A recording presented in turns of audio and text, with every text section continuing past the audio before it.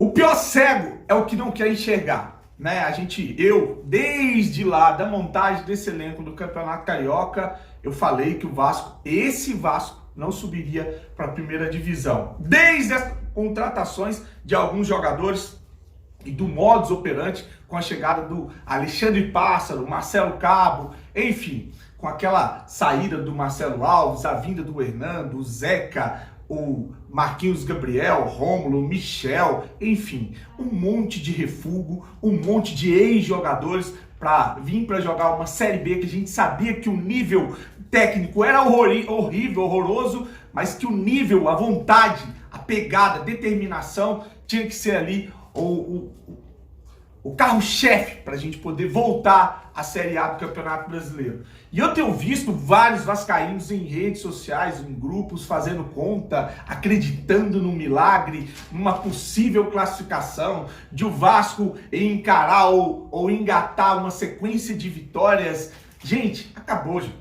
Acabou o ano de 2021 para o Vasco. E o Vasco vai jogar a Série B de 2022. Alguns jogos dessa rodada foram determinantes para acabar de vez com a possibilidade do Vasco subir para a primeira divisão. Vamos lá, o Curitiba, que está no G4, goleou o Brusque 4-0. O Botafogo, que está no G4, goleou o Londrina 4-0. O CRB e o Goiás são os outros dois times que estão no G4. O Goiás ganhou por 1-0 do CRB. E com esses resultados, ficou impossível, não vou dizer impossível, ainda tem chance matemática, mas o Vasco tem menos de 5% de chance de subir para a Série A do Campeonato Brasileiro.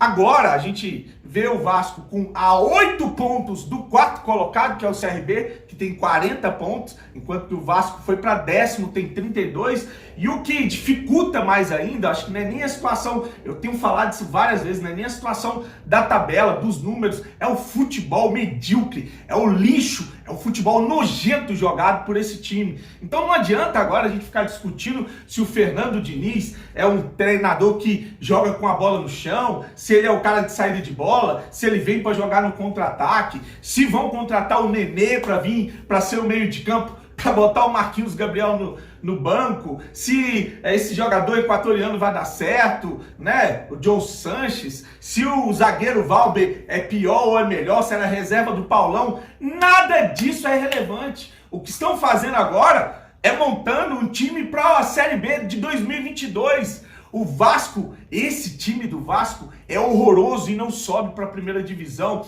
A gente está na 23ª rodada e o Vasco não esteve no G4 de forma definitiva. Por 2 vezes entrou, mas de passagem. Quando terminou a rodada, saiu do G4. O máximo que conseguiu ficar foi em 5º colocado. O time, além de não ter conseguido ficar uma rodada no G4, não venceu 3 rodadas sequer seguidas, né?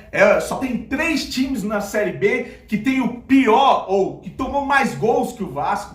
Só tem 3, vou repetir, só tem 3 times na Série B que tomou mais gols que o Vasco, né? Se eu não me engano, o Brusque, o Cruzeiro e o Confiança. Só esses 3. O Vasco tem a 4ª pior defesa dividido com outros. Acho que tomou 27 gols. Então, não há nada que credencie esse Vasco para subir para a primeira divisão.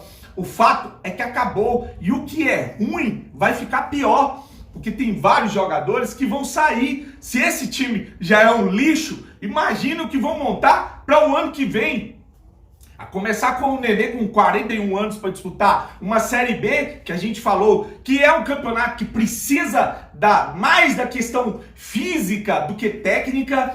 Embora eu concorde quando as pessoas falam que o Nenê é muito melhor do que qualquer meio de campo que está no Vasco hoje, mas não serve, gente. Não serve. A gente não aprende. Eu vi muito torcedor pedindo Dedé o campeonato todinho, pedindo ex-jogadores, errando como esses caras que estão lá erraram.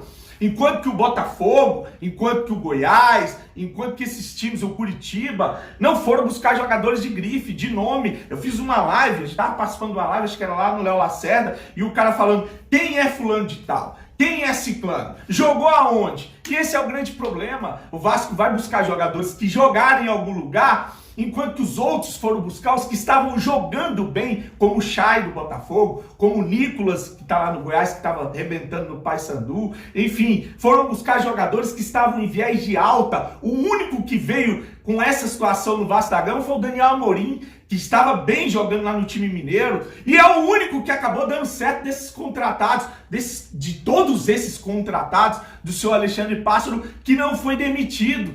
Acabou, gente. 2021 acabou. O Vasco está montando um elenco para disputar o campeonato da Série B de 2022 e uma debandada vai acontecer. O próprio Alexandre Pássaro falou que se o Vasco não conquistasse o acesso, o Germancano tinha que conquistar o acesso. Eles já imaginavam conquistar o acesso com antecedência para poder renovar o contrato de Germancano. Germancano vai embora, já deve ter assinado um pré-contrato. O André é a mesma coisa, vai sair de graça. O André é horroroso, sim, mas gastamos uma grana para formar esse atleta. Vai sair, vai render dinheiro só pro Carlos Leite, né? Seu Miranda vai sair de graça. Caio Lopes pode sair de graça. Todos esses jogadores podem assinar um pré-contrato. Fora todos esses que o Alexandre Pássaro trouxe, essa gestão maravilhosa, que os contratos vencem em dezembro. O Vasco vai ter que ser remontado para 2022 e talvez o Nenê, que parece que está quase tudo fechado, acertado, mas ele quer um contrato até o final de 2022. Não faz sentido ele vir para o Vasco da Gama com um contrato até dezembro, se é o que ele tem no Fluminense, um contrato até dezembro. Ele quer ficar até o final de 2022. Ele quer jogar a Série B de 2022 pelo Vasco. E aí a gente está vendo, então, uma remontagem de um elenco. Não adianta ficar discutindo se o Fernando Diniz joga de um jeito, se joga de outro, se o Nenê vai resolver, se não vai resolver. Acabaram com o Vasco da Gama.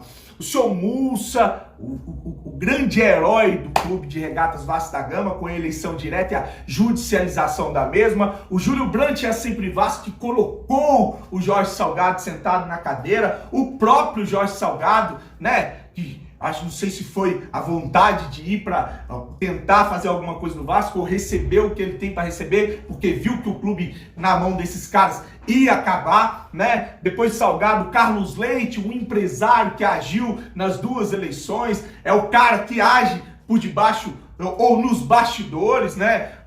Tá aí o Alexandre Pássaro, é fruto do grande empresário Carlos Leite. Então, Carlos Leite, ele tem ali culpa direta no que está acontecendo no Vasco. Se o Vasco não subiu por causa do Alexandre Pássaro e a montagem para o futebol, o Carlos Leite é sim um dos culpados dessa situação. Carlos Leite, o seu Osório, o Adriano Mendes, que pediu para deixar o Vasco cair. Esse é o projeto, não tem dinheiro, não tem estrutura, deixa o Vasco na segunda divisão, né? E acharam que ia montar um time competitivo. O Vitor Roma, esse VP de marketing de Araque, que não trouxe bosta nenhuma para o clube. O Alexandre Pássaro, que eu já falei. Os passadores de pano do Twitter, do Instagram, do YouTube. Toda aquela galera que agora você tá vendo pular o barco fora. Alguns querendo colocar o Vasco nas mãos do Júlio Brandt e da Sempre Vasco. Olha, eu podia fazer o seguinte agora. Eu podia esquecer a porra de apoio político, de acreditar em um projeto que vai ser complicado até para ele agora pegar o Vasco nessa situação, e tem vascaíno acreditando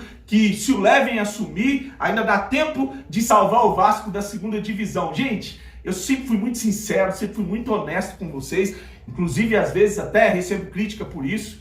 Nem o Levy salva o Vasco mais da queda para a segunda divisão. O Levy vai entrar e a estrutura não é do Levy, a estrutura é do Alexandre Pássaro, a estrutura do Jorge Salgado. Como que ele vai fazer esse milagre? Acabou, gente. A realidade é que acabou. O Vasco vai jogar a Série B do ano de 2022. Tem muita gente que só vai acreditar quando vê jogar terra em cima do caixão. Infelizmente, é essa situação que sobrou pra gente. Os responsáveis têm que ser agora colocados para todo mundo ver o que fizeram com o Vasco. Todos esses grupos políticos com essa ideia de que estavam afastando as criaturas do pântano do Vasco. Agora veio o papo da herança maldita. Ninguém assume a responsabilidade por tanta incompetência, por tanta coisa errada, por tanto amadorismo, por tudo que fizeram no clube. E essa dependência de empresário, mais uma vez, levou o Vasco a desgraça. É isso que temos para hoje. Infelizmente, um domingo que a gente não tem jogo, mas depois dos jogos de ontem ficou sacramentado a permanência do Vasco na Série B. Se você acredita ainda que vai vir um Salvador e tirar o Vasco da segunda divisão, parabéns para tua fé. Não quero ser eu o motivo de tirar essa fé de você, mas infelizmente eu não acredito. Já acabaram com o Vasco desde a montagem do elenco, desde que esses caras assumiram. Então, agora é pensar no que vão fazer daqui pra frente, e eu queria esquecer essa porra de apoio pra de fato fazer o que essas pessoas querem, que é dar a presidência do Vasco em mais uma segunda divisão nas mãos da Sempre Vasco e do Júlio Brandt, só pra ver o que esses filhos de uma arrombada vão fazer no Vasco da Gama. Colocar o Pedrinho e o Felipe pra poder incendiar o vestiário o ano que vem, sem projeto, sem nada, mais do mesmo, e o clube na desgraça de chegar a 1 bilhão de dívidas sem ninguém que tenha definitivamente uma solução para o clube, porque alguém que apresentou uma solução viável, essas pessoas fizeram de tudo para poder sacanear esse cara e destruir com o Vasco. Então, infelizmente, mesmo sem jogo, um final de semana tenebroso para o torcedor vascaíno, que talvez agora acorde para entender que acabou e a gente vai disputar a Série B do ano que vem, tá? Deixe sua mensagem, deixe seu comentário. Pode me criticar se você acha que eu estou sendo negativo demais. Eu estou sendo realista, e com esse futebol e 5% de chance de subir para a Série A, já era, acabou e vamos disputar a Série B. Grande abraço, fique com Deus e saudações vascaínas.